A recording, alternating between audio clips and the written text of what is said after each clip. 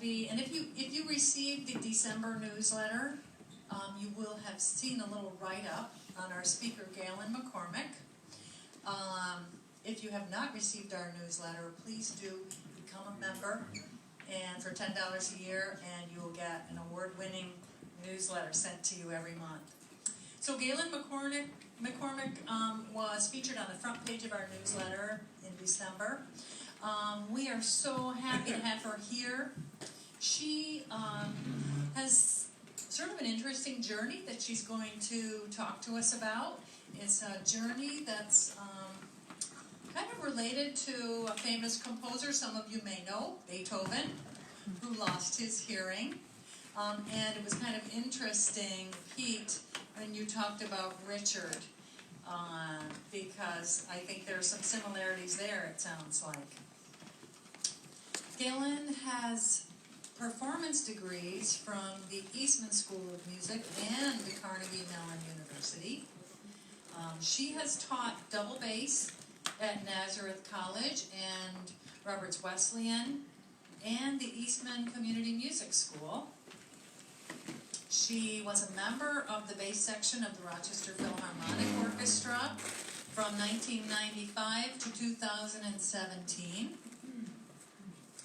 And she currently works as a program manager of the Eastman Performing Arts Medicine program, which is kind of an interesting, sort of makes me think of, well, what is performing arts medicine? So I'm sure Galen will speak to that as well for us today at the U of R. So, quite an impressive CV there, and I'm sure that she will be bringing us a great program this morning. There are many of us out there who, including myself, whose vocation actually requires that you use your hearing actively. Now, not that we all don't use our hearing actively every day, but for some of us there is an actual requirement that we do that. And so we have to figure out ways to do that effectively. And it may be by tweaking what we do and how we do it, or it may be by other means. So I think we're going to get a little serenade here by Galen. She's going to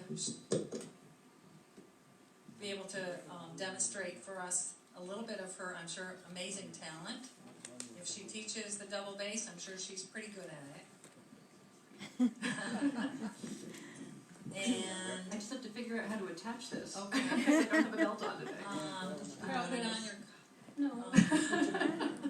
No, I think, hang on a second, let me just think about this for a moment. Because the belt's going to get in the way of the instrument. Can you attach it to the neck of your dress? Or your... Yeah, that's what Is it long enough to attach to your boot? I don't think, oh, is it long enough? It is long enough, you're so smart. I've never done it that way before. You are so smart. All right. As I said, we have to adjust. Yes. Oh, it's just barely long enough. Okay, I won't move around too much. Okay, there we go. I feel like I'm leading a jazzercise class. All right, I think it'll be fine. I'm sure it's attractive looking too. Good afternoon, everyone. Are you all set? I don't want to interrupt your fabulous introduction. Jump right in. Thank you. Thanks for being here. We're excited to hear. Thank you so much, everyone. I'm so happy to be here this afternoon. I want to just play a little bit because that's my normal way of meeting people. And I want you to tell me when I finish if it was loud enough or if we should put a microphone on the bass. I can play pretty loud, so we'll see how it goes.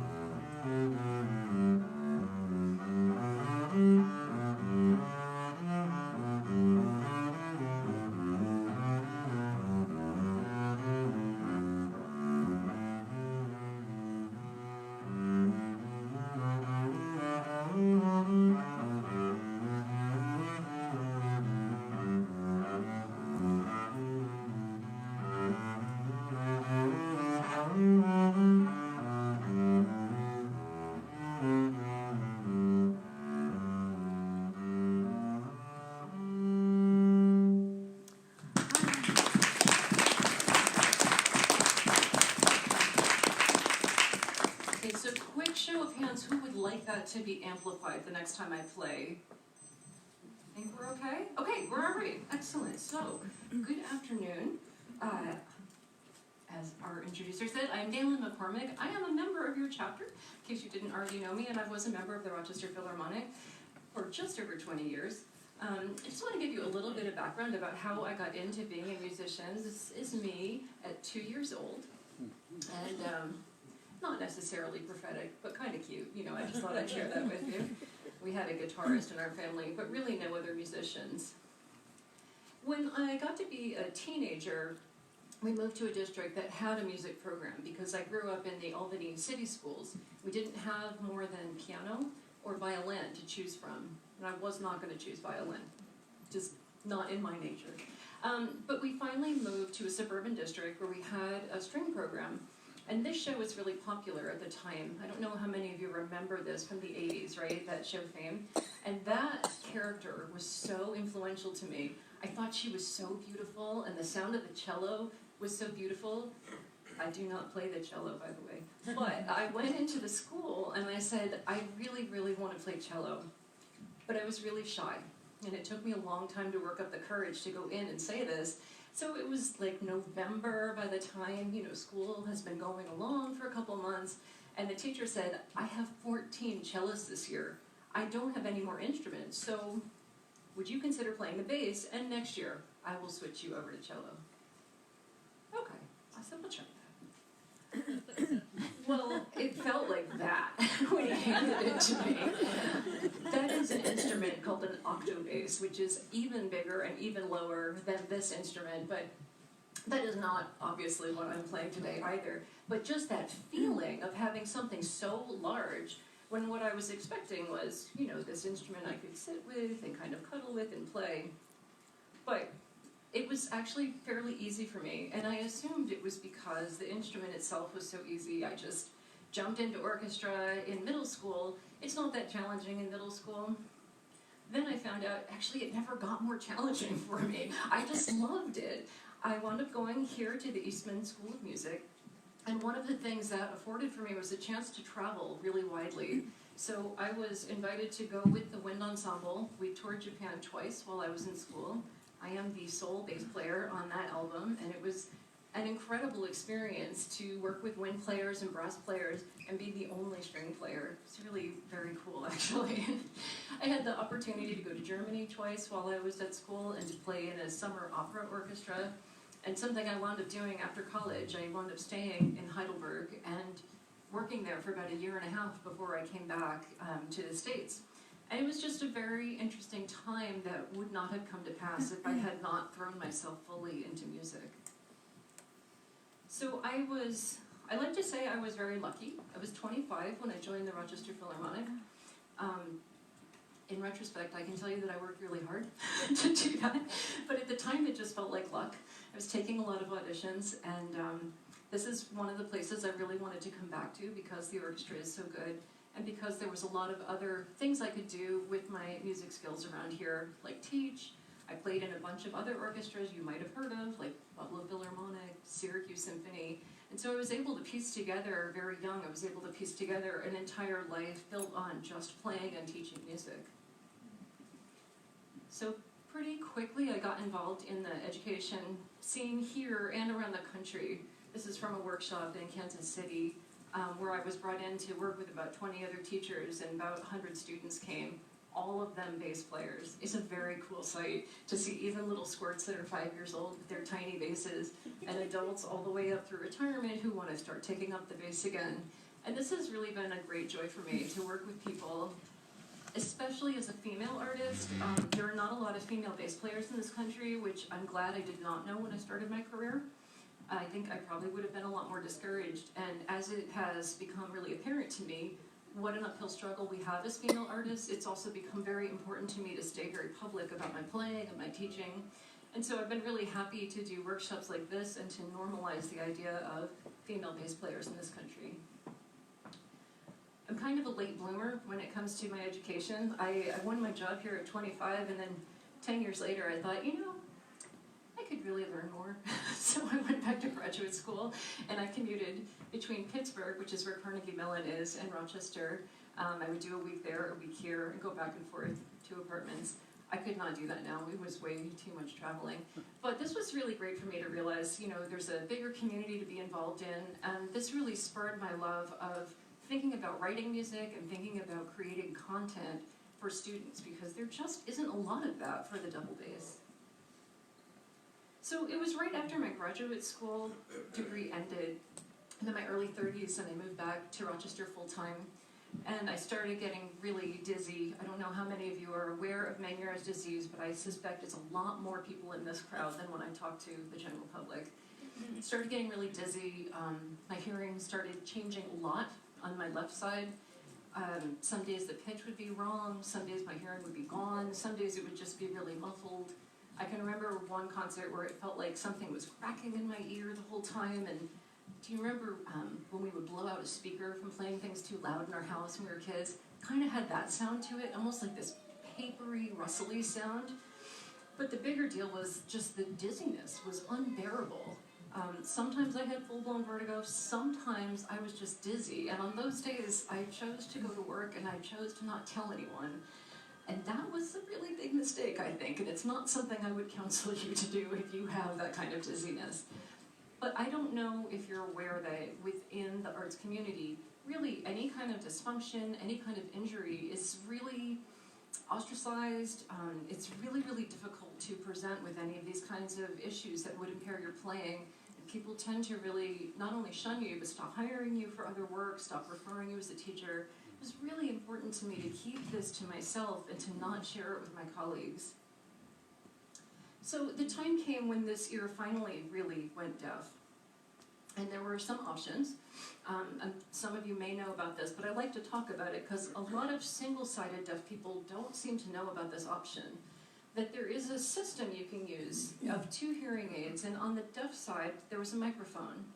And on my better hearing side, there was both a hearing aid, because my hearing was dropping a little, and it was playing what the sound was on the deaf side. So this would kind of be the setup, and I think some of you may be aware of it, but I'd like to encourage you, if you're interested in that, you don't need to just have this single-sided hearing.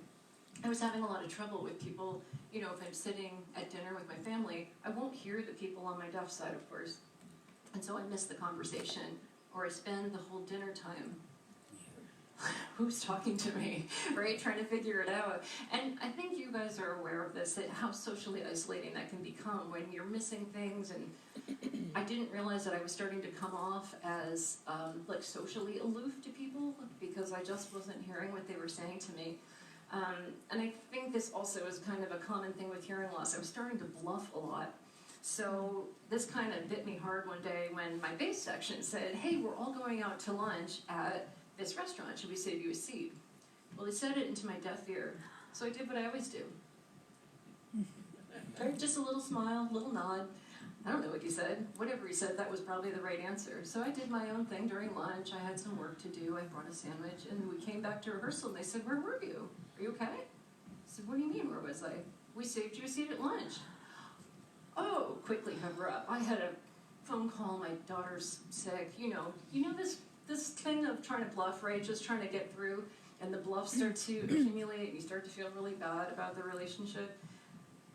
This should have helped me, but I was too embarrassed to wear it on stage, and I was too embarrassed to wear it around people, so I would only wear it when I was teaching or if I was around people I felt comfortable with, and that doesn't really help your brain adapt to the device. I will say, I did not have to wear this. Yes, I am going to talk about Beethoven today. So this is, like, that was my device option, right? Was to have this cross system. This was Beethoven's device option at the time, the ear trumpet. I like the look of concentration on his face. I can't imagine that it was all that helpful, but it has to be better than nothing at the time. So it's funny to think, like, I'm embarrassed about my hearing aid. Well, it's not that. And I hope this is going to work for you. This is something I like to show people about hearing aids. Let's see here.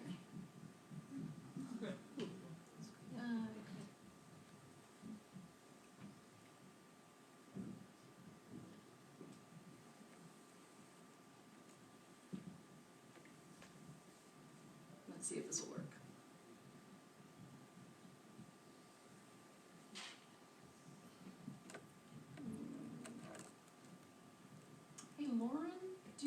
a better answer for me on how I want this to play?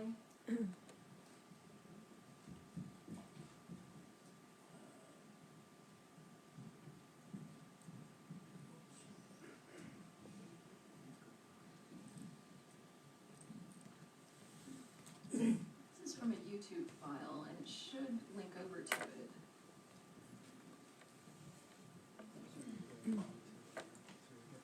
Yeah, I thought I told it could do that. It did not link up to the web, maybe?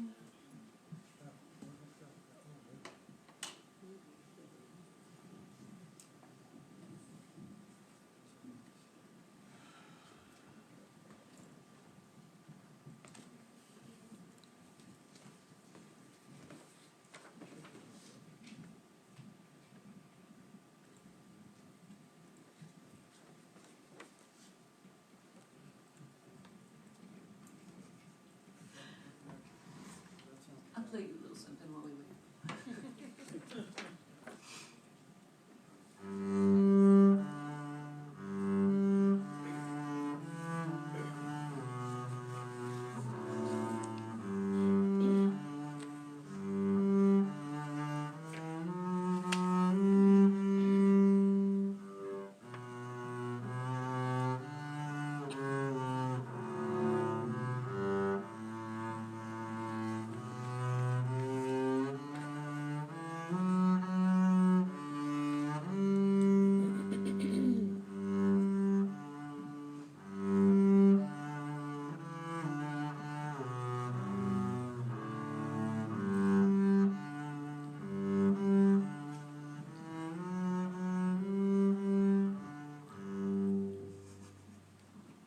Not enough?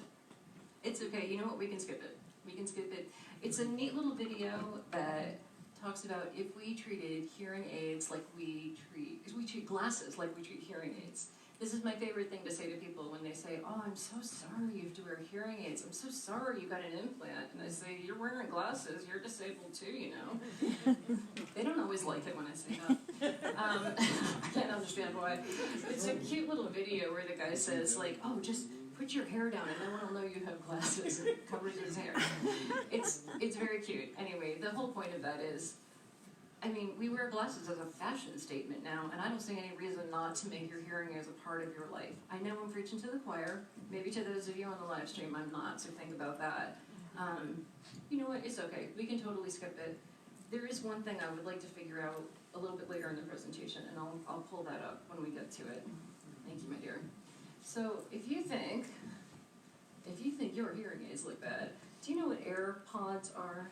These are wireless earbuds. To me, they look like Q-tips coming out of your ears. And I think if people are so excited to wear these, why shouldn't I be excited to wear my hearing aid that allows me to hear better and allows me to participate in conversations? So around 2010, I was invited to join the faculty of Nazareth College as their bass professor. And even more than that, the conductor there, Nancy Strelo, very kindly invited me to play a solo with the orchestra. And I had pretty much adapted to being single-sided deaf and to not wearing my hearing aids in rehearsal and just kind of dealing with the talking part. At least I could still hear the music okay. And about a week or two before we started rehearsals, my right side presented with Meniere's disease as well. Distorted hearing, lower hearing. The distortion was the hardest thing though. I told her, I said, I don't know if I can do this. You know, the orchestra plays, it's in a totally different key. When I come in, I don't know what to do, but it changes every day. She said, well, why don't you just think about doing it? Maybe it'll be better by the time you get to the performance. I was like, okay, yeah, let's do that's a great idea. I did do it. It was somewhat better. The orchestra was still on like a different key from me, so I just kind of held on to where I know the notes are supposed to be, and I assumed that some notes were out of tune, but I really didn't know. But this is kind of like where my hearing is heading now, is that I lost my low frequency. Now I have nothing on one side. I lost my low frequency. I played the bass. This is a problem. Then I started to have this high frequency distortion. So now, like, that's in the wrong key. I can barely hear the cellos and basses. And I was really starting to get stuck with, how am I going to keep going with my career? I mean, one performance is one thing. We're talking about my whole career is based on listening. And I never honestly thought about it that way. I thought my career was based on what I did with my hands. How did I make this instrument sing. And it never really dawned on me that 90% of my job is having incredibly well-tuned hearing and understanding how to hear things and how to integrate them on stage. So the performance went fine. That's sort of a secondary thing. A couple years after this, though, this continued, and then I woke up one day completely deaf. And I mean completely deaf. I said to my husband, I love you, like I do every morning, and I couldn't hear my own voice. And I was terrified. I was absolutely terrified. Is this going to keep going? Maybe it's just a day or two. Maybe it's going to pass. I'll call the doctor. We'll get him steroids. Didn't pass. Months and months. I cannot hear my own voice. And I was just flipping out about this, you know? And it felt like this to me. It just felt like, how on earth am I going to keep going? My daughter's having trouble with me now. She doesn't understand why mom doesn't hear her. My husband and I are having trouble communicating. It's creating a lot of tension in our marriage. And I just didn't know. I mean, I was falling into a deeper and deeper depression. And I think for a lot of people, as we have to come to grips with hearing loss, this is really common. And by the way, there's no competition about your hearing loss is worse than my hearing loss. It's like everybody has their own thing to go through. So I respect whatever the journey is that we are on. But what's interesting to me is, you know, when I looked at Beethoven's hearing loss pattern and what he had gone through, it's very likely he had Meniere's disease. He had the dizziness. He lost his low-frequency hearing. He had a lot of distortion in the high pitch before he really went deaf. And I always think, I felt like that. Do you know what I mean? I felt like so angry. And I'm not surprised when people draw him this way or they paint him this way, that he was perceived as so curmudgeonly and so difficult to get along with. But I don't think he was willing to tell people that he was deaf. I don't think he was willing to reach out. And he certainly didn't have this kind of a support group like we did. We know he didn't have devices that were very good. So more and more, he is getting trapped in his own self, and he has so much to express. This is really where I'm going with this presentation. It's not that I am like Beethoven. It's simply that I see this desire to express something, and he's trapped in his own body. This is the only device I could really find in terms of communication. This is like a little book of images and words, and he would use this with people to communicate. And it's funny because we wound up using this for a while before I qualified for any further devices. This is on your phone. This is like a little notepad, and you see that symbol, that microphone symbol. I would use this with my students because I kept teaching when I was deaf, and they would ask me a question, and if I couldn't figure out their lip reading, I would hold this up to them and look at what they said. But it's not very accurate. I don't know if you can read this, but it's just gibberish, basically. This is something my kid was saying to me one day, and it was challenging. You know, I'm very grateful to have a captioning phone. In fact, my installer is here, but you know how sometimes it's just not even close? But it's helpful. It's better than nothing. So I was not getting my hearing back. Months are going by, and I finally felt like I had to make a decision. And I did one of these kind of matrices where I asked myself, should I go back to playing in the RPO? Like, if my hearing came back, well, that seems obvious. Yeah, I should do that. Well, if I stayed deaf, I mean, I know of one deaf performer, but she doesn't play in a section. She's a soloist. No, I don't know. I don't think that's so good. Well, let's see. If my deafness stays, I would just say no. What if my hearing came back and I did not go back to the RPO? And one day I asked myself that question. My body went, oh, please do that. It was so interesting to feel this feeling of relief and freedom, even though this was the job I had wanted my whole life. So I started thinking about this. I know I want to stay in music, but I can't hear. Like, who does that? No one does that, right? Okay, I know this one Evelyn Glennie. I know this one bass player. I don't know. Then one day I was thinking about this, and I realized I just need to change one word. I want to stay in music, and I can't hear. That's all. Not but I can't hear, and I can't hear. And suddenly that opened up something in my mind. Oh, well now I just need people to help me. Now I can take this wall away. I want to stay in music, and I can't hear. So, okay, I can't hear the notes that are being played. What else could I listen to? What else could I feel? Beethoven went through a very similar period where he did have people helping him. They modified his piano, and you can see they put these levers above it. And you see down here, to have the sound come out, normally he would play the piano this way, the sound would come to you. It needs to come to him. So they rigged up a system that would push the sound back at him. It's not really an option with bass, but look how cool this is.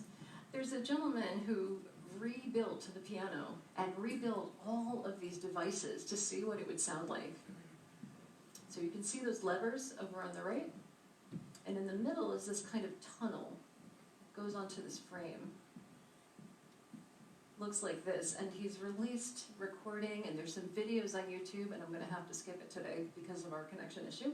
But it's pretty interesting how it pushes the sound at Beethoven. So during that last period where he just had a little bit of hearing left, that was one of the ways that he was able to keep going.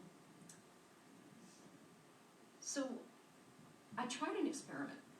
I needed a safe place I could play, and I was working through this whole life change with my therapist, who said, why don't you go play in the hospital? It's like, well, I don't know. What if they don't like me is basically what it came down to. What would that be like? And I was fortunate to go there, and I wound up talking to Hazel in the Wilmot Cancer Center, who was very kind. Said, yes, absolutely. Come try it, come see how it goes. I said, this might not go well. I don't really know what it sounds like anymore, but I can tell you I was a professional just a year ago. And it's been something that I've done almost every week now for the last 2 years. And it gave me a really safe space to figure out that I can feel the instrument when I play it. And I have just enough hearing some days that I can kind of judge where I am, but I don't play with anyone else, so I don't have to worry about matching anyone. I don't have to worry about how that's going to go. This is just me alone. And it really changed me, honestly. I wish I had done this when I was in college, because it really changed what it means to play music. That it wasn't about me on stage or the RPO. It was about how can I serve the people that are around me now in the lobby. Really profoundly affected what I think about music. That it's no longer a tool to demonstrate how good we are, but it's really more of a tool of healing and distraction and respite is how I describe that now. And I'll talk about, this is something I do now with the Eastman students. So this I'm not going to be able to show you either, but this is a string in motion, and that's actually how I'm able to feel the bass. It's so much vibration from the strings through the instrument, and it rests against my abdomen when I stand up, that it really does give a lot of feedback to me. So as I teach, this is Esperanza Spalding, awesome bass player. I don't play that bass, that's an electric bass, but can you see there's frets? Right, going across, so you can see where every note is on the instrument. Well, there's no frets on our instrument. That's Chichi Nwanoku, who's also an awesome bass player. There's no frets, but the instrument is so large, and I've played it for so long that I realized I could pretty much see where the notes are supposed to be. So when I'm working with a student, they can start playing, and I can tell them right away, oh, that you played a C sharp instead of a C natural, or I think you played a totally wrong note here. And it's been very empowering for the students because I can say that and follow it with, but you have to figure it out. You have good ears. Here's the tools we can use to figure it out. So it's changed my teaching technique a lot. Yeah, you can see, no frets, but there are places that I know her hand should be. So I did keep teaching. I led a national conference for young players under 18. We had about 100 come from all over the US, and we had a few fly in from Europe to join us. Still completely deaf, and just using whatever tools I could. Did I have to use this phone? Did I have to use paper and pen? I was learning how to sign a little bit at this point. And while I said I would never go back to the RPO, there was an opportunity to play one more performance. Something fell through with their bass player. This is my team here at Nazareth College, and they said, could you come back and play this? I don't know. I said, I can't hear anybody. Maybe.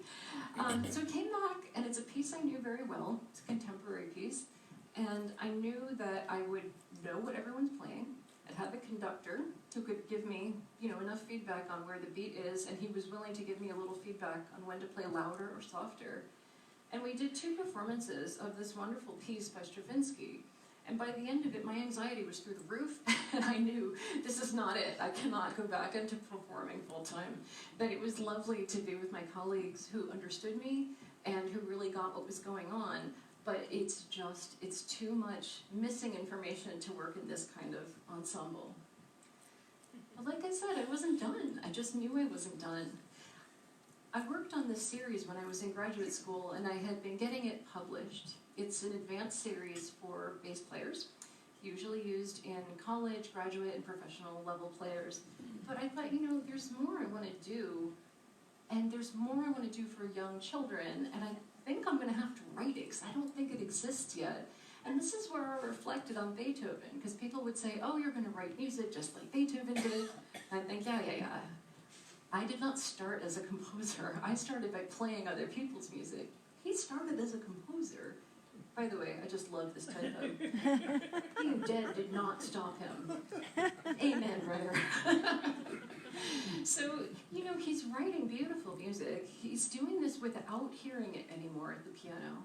And he's writing these orchestra scores without hearing it. And I just want to talk about how that is. Because the training he had is the training I had. It's the training Tom had here, my choir director from church. And we have the same way of training musicians now as we always have, which is to understand how the notes are different from each other, and to be able to hear that and write it down. Well, I can't hear it, right? But you can do the reverse thing, which is that you can see it and sing it, or you can see it and play it. So for instance, I love this slide. Someone chose this for the cover of the Amadeus Cafe. This is not Mozart, and I wish I had a prize to give someone who can tell me what it is. Tom, you're excluded. You're already laughing at it. Does anybody know what this is? Oh, the Flintstones. Yes, the Flintstones.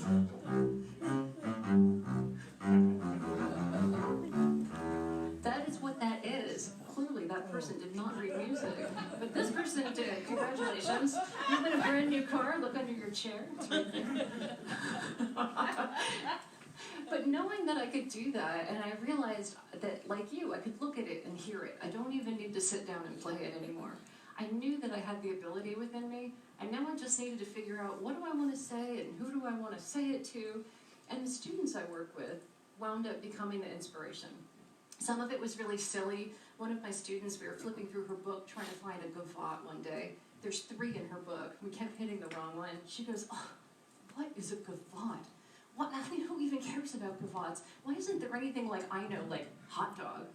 And I just laughed so hard. I'm like, oh, that's a great idea. I said, we should write a whole book of music around snack food. And then it's exactly what I did, and it's coming out in January. But some of these were based on, this name has a lot of musical notes in it. So I based her tune on her name.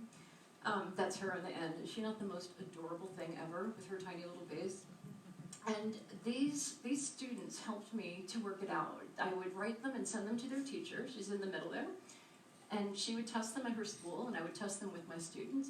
And we'd make changes back and forth, and the students were really very involved in the process, and it was really great to hand them some responsibility and ownership. Is this fast enough? Is it too hard? Ask them a whole bunch of questions. And so almost every tune in my book is dedicated to one of her students. So time goes on, I'm finally qualified for cochlear implant, and I love my cochlear implant. I'm just going to go very quickly through this part because I think most of you know what that is, and I know we had Jane here from Advanced Bionics at our last meeting, but I did qualify for this. This is a little bit of the, how you have the exterior processor, the interior, coming along to where the cochlea is. For me, the big nervous thing was you have to wait, at least with our clinic, you have to wait a month after the surgery before you get activated. And I don't know if that thing's going to work. But I kind of did the old, okay, well, if it doesn't work, I was deaf anyway, right? I just went through the surgery. But it did work beautifully. It works absolutely gorgeous. This, though, I would really like to play for you. Can you help me get this part up? This is, it demonstrates what the sound is that I hear. And I really enjoy showing this to people because once I got activated, And it took about a month or 2 months, I got acclimated to speech again. My friends in the RPO said, "Oh, you're coming back?" No, I can't hear pitch. And they really couldn't understand it. And I think this, Dr. Lim's talk really explains it. Do you know what the website is? I do, I parked it right behind the picture actually, so we could pull it up.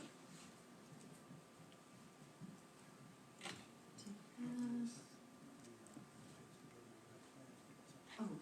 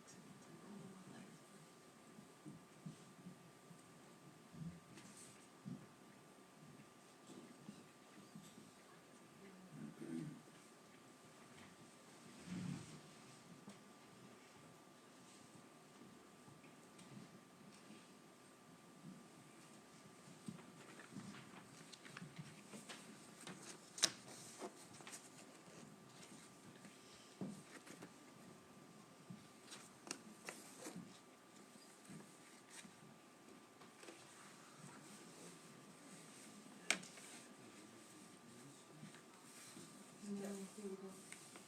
Oh, do I want you to hear the sound? Yes. Do you have to do something?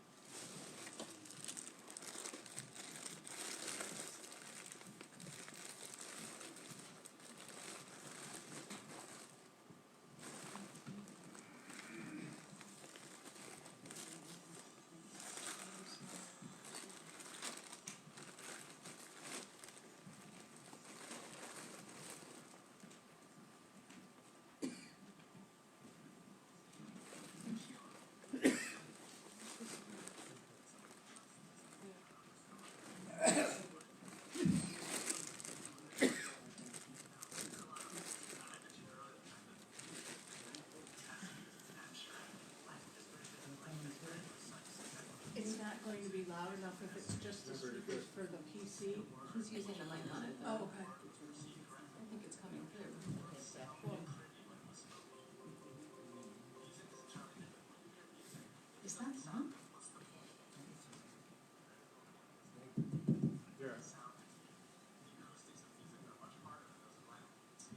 Great. You know what, we're not gonna watch this if we don't have the sound, because it's not gonna be worth it.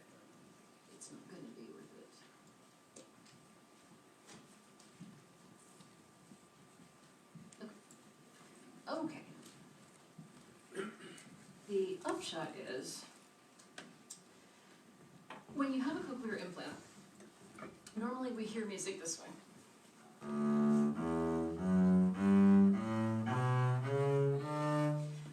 Through my implant, I can't hear all those notes. I can hear some of them, I won't hear them accurately, and I especially won't hear notes that are that close together I can't hear anymore. It just doesn't reach all of the hairs in your cochlea. And especially for bass hearing, it doesn't reach the inner part of the cochlea very well. Now the reason I wanted to show Dr. Lim is that he's part of a team around the world that are working on the issue of music and cochlear implant. I got to meet them last summer and talk with them about my experience as a professional player who had just been implanted. And so I've been working with them through different research studies. I'm about to get published with some other cochlear implant musicians in a paper talking about what we do to train our brains to overcome what we're hearing. But I don't believe that I will, at this point, ever be able to overcome to the point where I could play on a professional level again. And I'm totally okay with that. So now what? What am I gonna do with, I have many years left, I hope. So I was lucky to be invited in by the Eastman School to help them basically birth this program called Eastman Performing Arts Medicine. My dean knew me from the RPO, and he knew me as a teacher at the school. He also knew that I was very interested in music cognition, which is the neuroscience of music. I'm on a team there that attends symposia, talks about this. I do not do research myself in this area, but I have been really interested in it. And I've been playing in the hospital, which is an aspect of our program that we're very interested in expanding. So I came into this program, I helped them get the first part of, which is healthcare for artists like Garth Fagan's dancers, RPO musicians, vocalists, actors.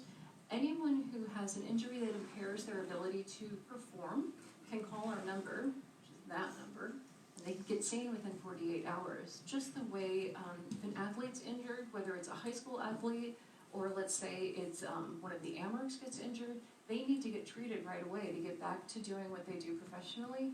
The same thing with artists. This part, though, is the part I'm really excited about.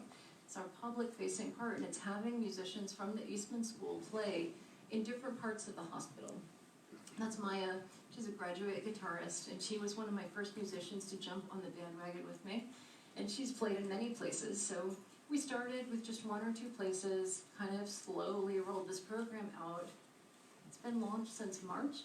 We now support 7 different sites in the hospital.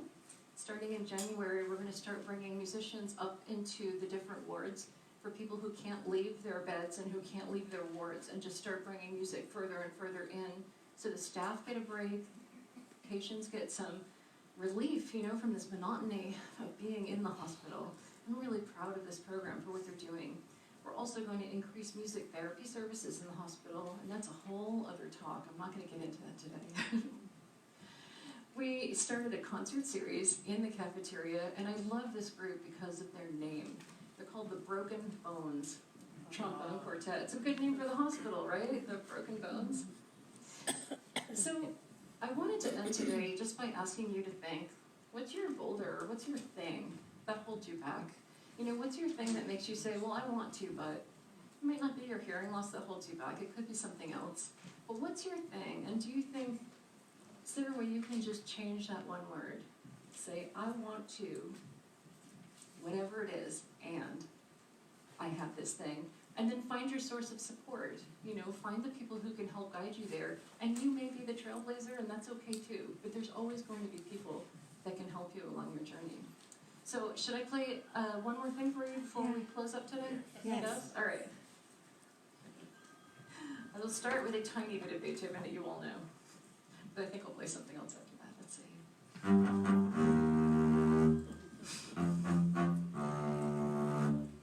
Now you know what I do in the bass part right after this? Yeah. It's not very exciting, but it's very important too. Okay. He didn't write for the double bass. It wasn't really a solo instrument, so I can't offer you that. I was thinking about this piece of Bach. Let me see if I can remember it.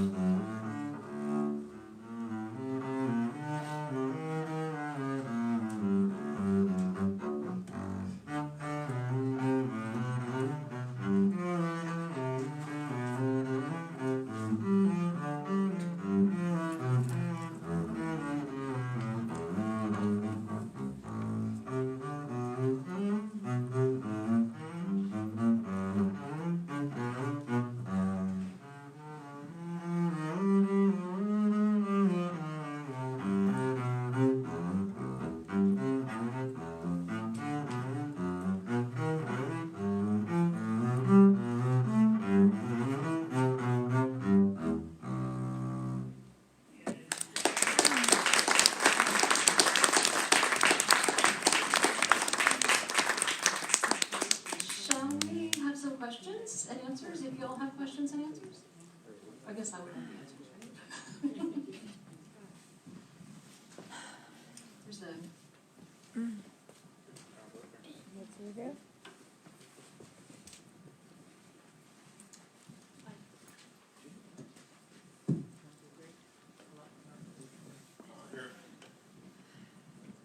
Hello? Okay. I do have a quick question. You mentioned that you were having challenges with your daughter, I think it was, as well as your husband. And close to home, what were some of the changes that you made on a more personal level with your relationships. I'm wondering if you could share some of that with us. Sure. With my daughter, it was tough because she was early elementary school at the time. She's middle school now. One of the things was to invite her to learn sign language with us, which was helpful.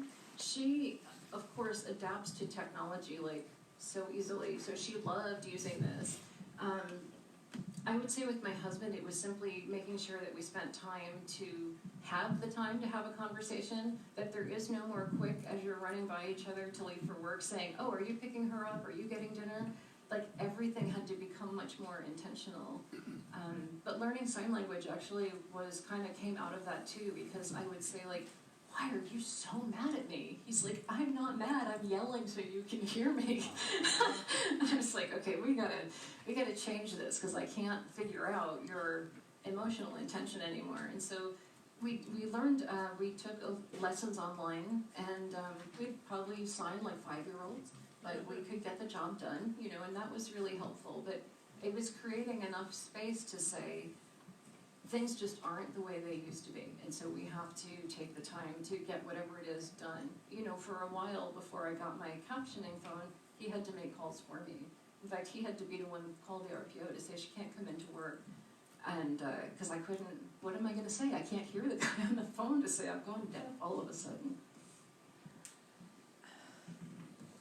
Hey, Caitlin, I know you've been working with performers and preserving their hearing that they have and advocating, like earplugs and stuff, am I right? Yeah, Preserving their hearing that one they of the have? jobs I'm doing within performing arts medicine is working on wellness initiatives at the Eastman School. And so, of course, the first thing I wanted to do was talk about hearing conservation. So it's taking a while, it's taking longer than I expected. We're trying to roll out a process of having everybody screened so they know what their baseline hearing is when they come in. And then I brought in an audiologist, actually that HLAA helped to sponsor last year, to come in and talk about what can you do to preserve what you have. Because as we all know, you can't get it back once it's gone. So she came in, we talked about different kinds of hearing aids. With people who do sound engineering or people who do pop music, she makes custom in-ear monitors, so you don't have the amp like blaring at you on stage. So it's been an ongoing process, and it's something we're developing as a whole wellness series at Eastman, so the students have much better tools to take care of their body, take care of their hearing. We're going to be rolling out some mental health things for them as well.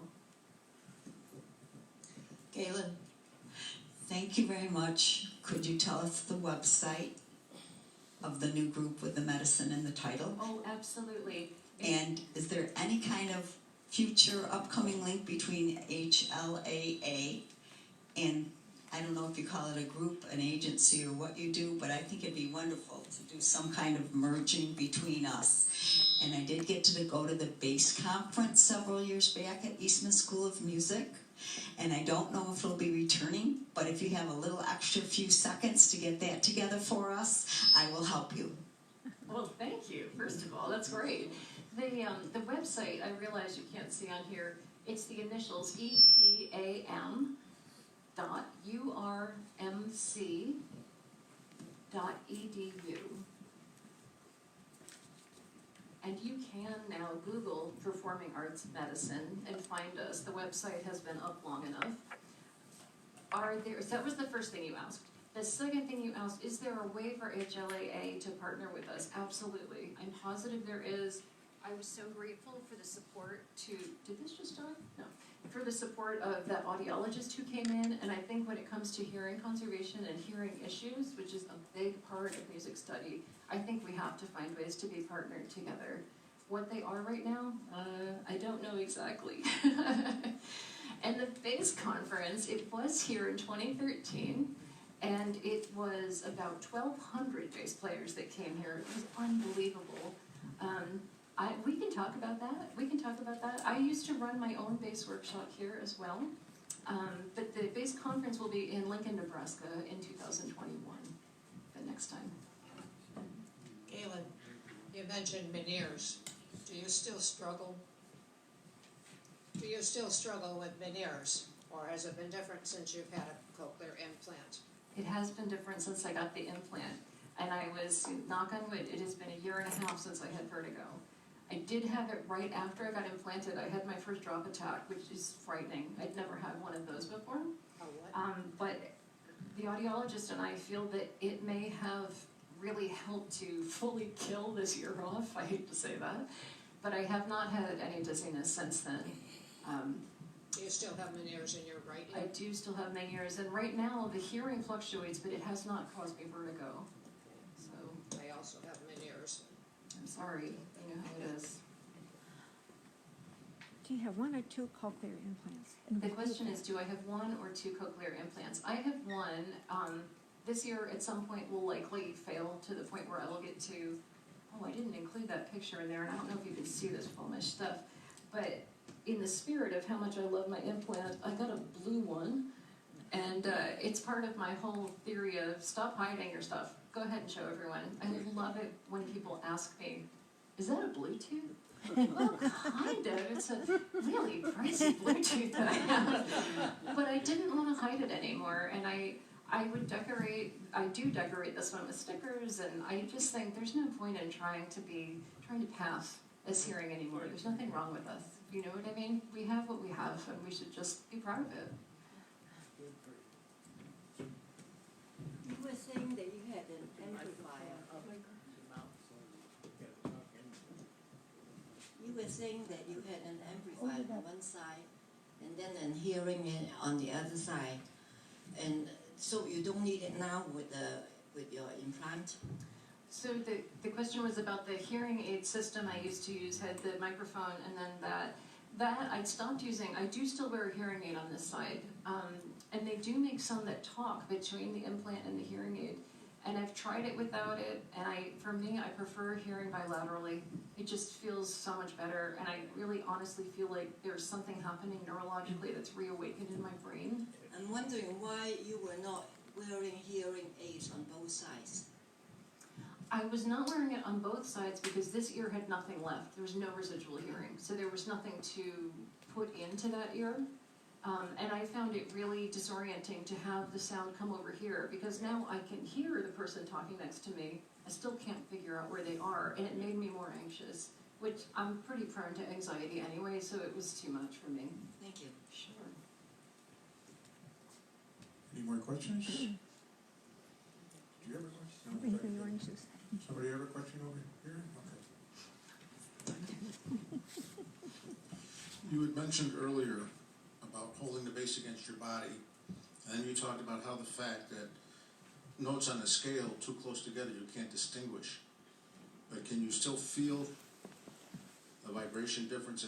As a musician myself, and wearing one hearing aid, a lot of people ask me, when we tune up, he keeps asking you to keep playing. How do you stay in tune? Mm-hmm. And I said, I feel it. Mm-hmm. Mm-hmm. Yeah, I can feel the difference in pitch. And the thing I was doing when I was still playing professionally is I was feeling the dissonance or consonance. So, for instance, that's pretty well in tune. And the more out of tune it goes, the more it shakes. And you're welcome to come up later, put your hands on the bass and feel that. You can literally feel the dissonant vibration. So even if I'm playing one note, if everyone's playing that note, I can feel whether I'm in tune with them or not. But we never sit on anything that long in the orchestra. We're playing very quickly. So again, it was an anxiety-raising thing for me that I just couldn't keep going that way.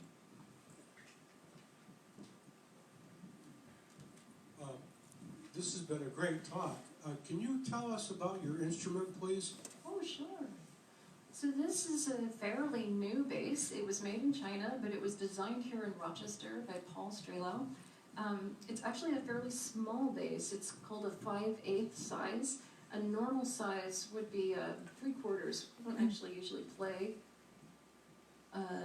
full-size instruments. So if you see there, the person to my left is playing a 3/4, which is what we consider like a grown-up size bass.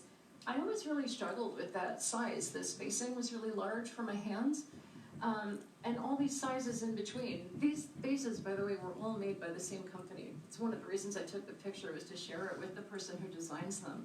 So this bass was probably built 5 years ago, and this size is something I requested from the maker, because I said, you know, this bigger size is just a little too big, and I was playing an Italian instrument that was beautiful bass. Oh, I miss that bass.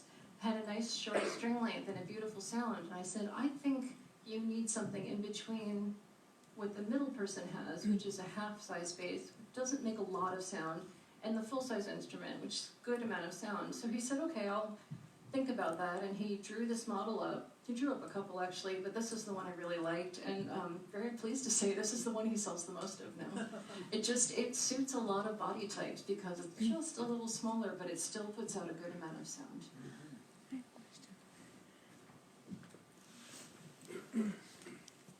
Thank you. When you travel on an airplane and you're going to someplace where you'll be playing, do you take this with you, or do you use one at another location? If you do take this with you, how do you go about getting it through the airport? Well, I don't play anywhere else anymore. I play in Wilmot Cancer Center, Yeah. or I play in lessons. But if I was traveling with the RPO, there's a big trunk that they make for this. It's about 7 feet tall and it weighs about 100 pounds, empty. And so you would load this up and pay an extra fee for it to go under. And it's really sturdy fiberglass trunk that you can use for that. When I travel to teach, I would actually pick up a bass in the new city. I would just bring my bow with me, and I would go a day early, and I would just spend all day playing scales and trying to get accustomed to it.